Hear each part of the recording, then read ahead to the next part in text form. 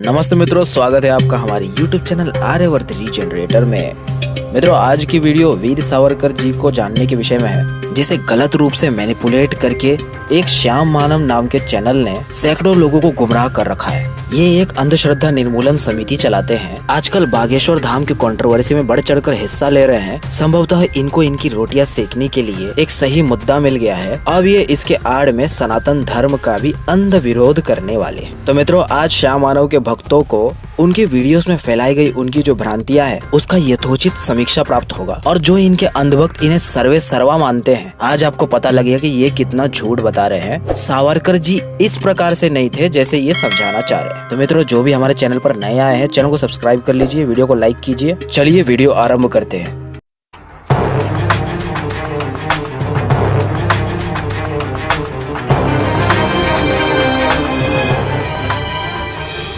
श्याम मानव जी अंधश्रद्धा निर्मूलन समिति चला रहे हैं, बढ़िया है। लेकिन आपकी ये समिति केवल सनातन धर्म में ही सक्रिय हो रही है। अन्य सारे मत मतांतरों के विषय में आप इस प्रकार से चैलेंज नहीं करते हैं, प्रोटेस्ट नहीं करते हैं, मीडिया पर आकर के उनका विरोध नहीं करते हैं, और अंधविश्वास पाखंड का विरोध करते करते सनातन धर्म में आप अपनी मूर्खता से सही चीजों का भी विरोध करने लगते हैं। यही चीज अंध विरोध कहलाती है, जिसके अंदर व्यक्ति विरोध करते करते अंत में एक समुदाय के प्रति अंध विरोधी बन जाता है, दूसरे मायने में द्वेषी हो जाता है। बागेश्वर धाम के सभी चमत्कारों को हम सपोर्ट नहीं करते, ये अनसाइंटिफिक है, हाथ की सफाई है, चालबाजी है। उनके पास कोई भी यौगिक सिद्धियां नहीं है, और नहीं वे किसी के भविष्य को जान सकते हैं, ऐसी कोई उनके पास सिद्धि है। ये सारी बातें विज्ञान विरुद्ध है, अंधविश्वास है, ये बात हम स्वीकार करते हैं। सभी प्रमाणों से ये विरुद्ध इनका ये चमत्कार वाली लीला है। लेकिन इसके साथ में आर्य समाज उनका भी विरोधी है, जो लोग ऐसी घटनाओं के आड़ में सनातन धर्म का अंध विरोध करते हैं, जो मौलिक वैदिक धर्म है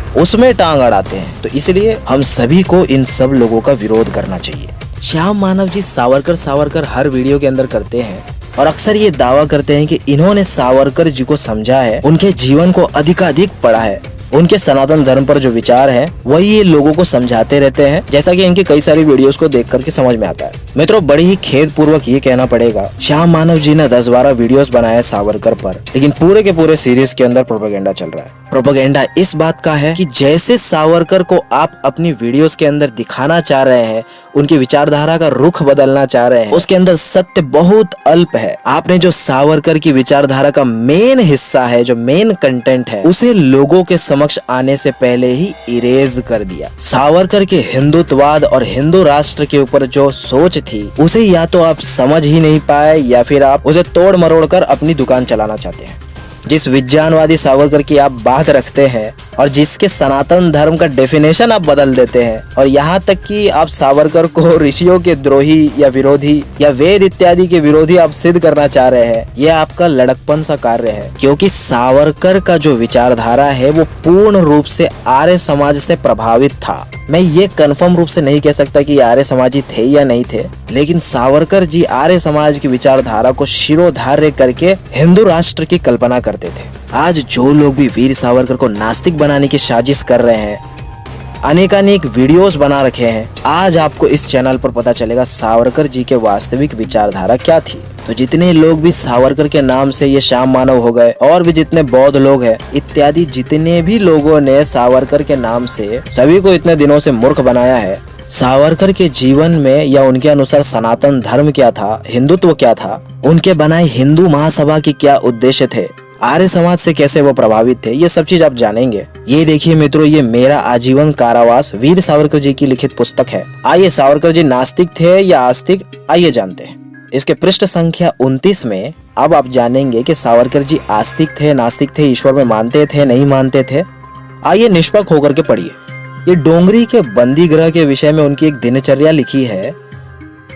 वहां आता है कि वे प्रातः काल उठ जाते थे, व्यायाम के लिए टहलते हुए मुखोद्गत योग सूत्रों का पाठ करना। कौन सा नास्तिक योग सूत्रों का पाठ करता है, जरा बताना। क्या ये ऋषि विरोधी थे? बिल्कुल भी नहीं। उनमें से अनुक्रम से प्रत्येक पर विचार करना, सूत्र पर विचार कर रहे थे, क्योंकि योग दर्शन ईश्वर प्राप्त करने का एक अच्छा दर्शन है, वैदिक दर्शन है, उसका ये पाठ करते थे। फिर कठोर परिश्रम के तौर पर जो कठोर काम मिले वह करना, व्यायाम करते थे, यम नियम इत्यादि। अब आगे सुनिए, सर्वत्र शांति छा जाने पर ध्यान धारणा व अभ्यास करना। अष्टांग योग का अभ्यास करते थे। उसके पश्चात रात्रि 9 बजे तक सो जाते थे। इस प्रकार से वे अपने मन को संतुलित करते थे। यानी ये योग दर्शन के अंदर वर्णित चित्त का निरोध करके ईश्वर प्राप्ति में लगते थे। अब बताइए कौन मूर्ख कह रहा था कि सावरकर जी नास्तिक है? मित्रों, ये प्रमाण को संजो के रखिए। जो भी नास्तिक वीर सावरकर जी को नास्तिक कहे, उनको ये प्रमाण दिखाइए और उनकी बोलती बंद करिए। अब आगे के पृष्ठों में जो उनको कारावास में यातनाएं सहनी पड़ती थी, उसमें वे योग सूत्रों का किस प्रकार से सहायता लेते थे, ये आप ये पेज नंबर 44 पे पढ़िए। मैं पुनः पुनः मन ही मन प्रसव हे यहाँ सूक्ष्म, यह योग सूत्र बोलते हुए अपने मन को सिखाता कि इस कारावास में तुम्हें मानसिक यातना भी उसी तरह सहनी होगी जैसे शारीरिक यातनाएं। श्याम मानव जी कहते हैं कि मैं झूठ नहीं बोलता। यहाँ तो वीर सावरकर जी सबसे बड़े ऋषियों के भक्त हो गए। आप लोगों ने जो प्रोपेगेंडा किया है वो यहाँ पर पकड़ा जा रहा है। सावरकर जी की विचारधारा ही यहाँ पर हम पढ़ रहे हैं। आगे देखिए वे कैसे वैदिक थे, ये भी सिद्ध होता है। पेज नंबर 45 पे क्या आता है? वीर सावरकर जी की जो निजी वस्तुओं में से एक भगवत गीता ग्रंथ थी। एक नास्तिक व्यक्ति भगवत गीता क्यों रखेगा? गीता के अंदर भगवान श्री कृष्ण नास्तिकता सिखा रहे हैं क्या? यहाँ देखिए, उस समय मेरे पास मेरी अपनी केवल 2 चीजें थी, एक मेरा उपनेत्र और दूसरी एक आने की छोटी सी अंगुलाकार गीता। ये 2 वस्तुएं ही मेरी संपत्ति थी। परंतु आज सवेरे हवलदार ने इन 2 वस्तुओं की भी मांग की। साहब मांगता है मेरी निजी संपत्ति के रूप में से एक आने की गीता और उपनेत्रों का भी अपहरण किया जाए। यानी वीर सावरकर जी की जिस विचारधारा से पूरे अंग्रेज भयभीत हो चुके थे, वो गीता की विचारधारा थी, वो ऋषि महर्षियों की विचारधारा थी। इसी आर्ष विचारधारा के कारण अनेक क्रांतिकारी उत्पन्न हुए हैं और यहाँ तक इन्हें महर्षि दयानंद के अमर ग्रंथ सत्यार्थ प्रकाश ने लाया था। अब देखिए मित्रों, ये पेज नंबर 258 है। यहाँ आप सावरकर जी के जीवन में शुद्धि कार्य स्पष्ट रूप से देख सकते हैं। यदि सावरकर सनातन धर्म प्रेमी न होते, वैदिक धर्म के प्रेमी न होते, तो उन्होंने लोगों की घर वापसी किस आधार पर करवाई? यहाँ पढ़िए, एक बार पर्यवेक्षक ने हमसे कहा था, आप लोग केवल चिल्लाते हैं कि मुसलमान हिंदुओं को धर्मभ्रष्ट करते हैं, आप हिंदू मुसलमानों को हिंदू क्यों नहीं बनाते? जिनका धर्म परिवर्तन हो गया था, उसकी इस चुनौती का हमें एक बार उत्तर देना ही था। यानी वे धर्म परिवर्तन को रुकवाना चाहते थे और घर वापसी चाहते थे।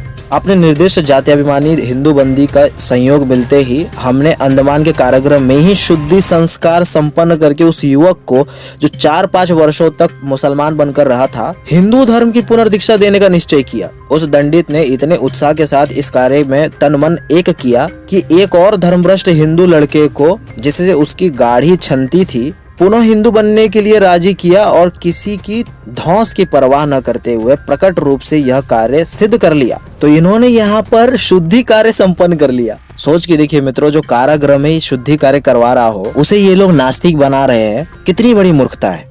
जो व्यक्ति मुसलमान से हिंदू बना रहा हो, क्या वो सावरकर हिंदुत्ववादी नहीं होंगे? और यदि नास्तिक होते तो उनको क्या फर्क पड़ता है? उस मुसलमान बने हिंदू को हिंदू बनाने से अच्छा नास्तिक बना देते। हिंदू में क्यों लेके आए, ये दूसरा सवाल है। तो अब एक और मित्रों पुस्तक देखिए, सावरकर जी की ही लिखित मोपला का ये प्रमाण है। जो लोग वीर सावरकर जी को नास्तिक बनाने की इच्छा पालते हैं, वो अब ध्वस्त होने वाली है। इसकी प्रस्तावना में जो लेखक यानी वीर सावरकर जी क्या लिखते हैं? ईश्वर कृपा से केमियन के पुनः जीवित बचने केशियन, नंबोदरी, कंजूनी, कुरूप व चमुकरी, मंजेरी इत्यादि स्त्री पुरुषों द्वारा अपने भयंकर अनुभवों का जो विवरण जो उन्होंने हस्ताक्षरों सहित दिया था, इसी में प्रकाशित किया गया है। सावरकर जी ईश्वर कृपा इसमें विश्वास रखते थे। अब बताओ श्याम मानव के भक्तों, कौन सा नास्तिक ईश्वर की कृपा चाहता होगा? अब देखिए मित्रों, आपको वीर सावरकर जी की बायोग्राफी है, शिव कुमार गोयल जी द्वारा लिखित। ये अमर सेनानी सावरकर की एक पॉपुलर पुस्तक है और लगभग हर बायोग्राफी के अंदर आपको ये घटना मिल जाएगी कि वीर सावरकर जी महर्षि दयानंद के सत्यार्थ प्रकाश को बचाने के लिए कितनी दृढ़ता से उसका समर्थन करते थे। ये देखिए मित्रों, जब सिंध में सत्यार्थ प्रकाश पर प्रतिबंध लगाया गया था, वही घटना आज सभी को जानना योग्य है। जब नवाब हैदराबाद ने आर्य समाज को हैदराबाद में प्रवेश करने से निषेध किया, तो सावरकर जी पहले व्यक्ति थे जिन्होंने आर्य महासम्मेलन कर्नाटक के मंच से 1938 में यह घोषणा की थी कि आर्य समाज अपने आप को अकेला न समझे, हमारा पूर्ण समर्थन उनके साथ है। और यही हुआ भी। आर्य समाज ने पौराणिकों के मंदिर की लड़ाई लड़ी, तो सावरकर जी ने आर्य समाज के सत्यार्थ प्रकाश की लड़ाई लड़ी। क्या उत्तम समन्वय था। थोड़ी सी देर में सावरकर जी का हिंदी, हिंदू, हिंदुस्तान, आर्य समाज के आर्य भाषा, आर्य, आर्यवर्त के साथ इस प्रकार एकाकार हो गया जैसे 2 पात्रों का जल एक साथ मिलकर एक रस हो जाता है। सन 1944 में सिंध के मंत्रिमंडल ने सत्यार्थ प्रकाश के 14वें समोल्लास को हटाने की घोषणा की। सत्यार्थ प्रकाश 14वां समोल्लास इस्लामियों के खंडन में है। इस घोषणा के होते ही आर्य समाज उबल पड़ा। 20 फरवरी 1944 को दिल्ली में एक विशाल आर्य सम्मेलन का आयोजन किया गया। भारत के वाइसराय हजारों तार भेजकर सिंध मंत्रिमंडल के इस अन्याय को समाप्त करने की मांग की गई। केंद्रीय असेंबली में भाई परमानंद जी सिंध मंत्रिमंडल के इस निर्णय की भर्त्सना करते हुए कहा, सिंध में मंत्रिमंडल ने आर्य समाज की धार्मिक पुस्तक सत्यार्थ प्रकाश के 14वें समोल्लास पर समस्त हिंदू जाति को ही चुनौती दी है। यदि पहचान लिया जाए कि 14वें समोल्लास को इस्लाम धर्म के खंडन के कारण प्रतिबंध कर दिया जाए तो कुरान का प्रत्येक शब्द ही हिंदुओं के विपरीत पड़ता है। समस्त कुरान को जब्त क्यों न कर लिया जाए। वीर सावरकर जी ने भी एक सभा में घोषणा की, जब तक सिंध में सत्यार्थ प्रकाश पर प्रतिबंध लगा है तब तक कांग्रेस शासित प्रदेशों में कुरान पर प्रतिबंध लगाने की प्रबल मांग की जानी चाहिए। सावरकर जी ने भारत वाइसरॉय के लिए तार भेजकर कहा था, सिंध सरकार द्वारा सत्यार्थ प्रकाश पर प्रतिबंध लगाए जाने से सांप्रदायिक वैमनस्य उत्पन्न हो गया। यदि सत्यार्थ प्रकाश से प्रतिबंध न हटाया गया तो हिंदू कुरान पर प्रतिबंध लगाने का आंदोलन प्रारंभ कर देंगे। अतः मैं केंद्रीय सरकार से अनुरोध करता हूँ कि वह सत्यार्थ प्रकाश पर लगे प्रतिबंध को अविलंब रद्द कर दे। आज जिस सावरकर के ऊपर ये बातें की जा रही है कि वो हिंदुत्ववादी नहीं थे, किसी समय पर इन्होंने सत्यार्थ प्रकाश के लिए एक बहुत बड़ी लड़ाई लड़ी थी, ये कोई नास्तिक समझ सकता है। सावरकर जी की बायोग्राफी में आगे लिखा है, अपनी हिंदुनिष्ठ राजनीति और हिंदू राष्ट्र की विचारधारा पर विचार व्यक्त करते हुए सावरकर जी ने लिखा है, कहा जाता है हमारा देश हिंदुस्तान या हिंदू राज्य नहीं हो सकता क्योंकि इसमें अहिंदू भी रहते हैं, लेकिन पारसियों, ईसाइयों व हिंदुओं के रहते हुए भी पाकिस्तान नाम क्यों स्वीकार किया गया। हर एक देश का नाम उसके राष्ट्रीय बहुमत वाले नाम से ही पुकारा जाना चाहिए। क्या कभी बलूचिस्तान, वजीरिस्तान, अफगानिस्तान, तुर्किस्तान आदि नामों पर भी आपत्ति की गई, जबकि इन देशों में भी गैर मुस्लिम बस रहा है। फिर हिंदुस्तान या हिंदू राज्य का नाम लेते ही इसकी सांस क्यों उखड़ने लगती है, जैसे कि उन्हें सांप ने ही काट खाया हो। विनायक दामोदर सावरकर, पृष्ठ 228। एक्चुअली मित्रों, सावरकर जी स्वयं ब्राह्मण थे, वे जनेऊ पहनते थे, वो नास्तिक कभी नहीं हो सकते। हाँ, वो वैज्ञानिक सोच वाले थे, अंधविश्वास और जातिवाद नहीं मानते थे। जब करपात्री महाराज हिंदू महासभा के अंदर जातिवाद कर रहे थे तो उनको भी इन्होंने भगाया था। आगे इनका जो श्याम मानव जी का रोज का कहना है उसकी भी आज भ्रांति निवारण कर देता हूँ।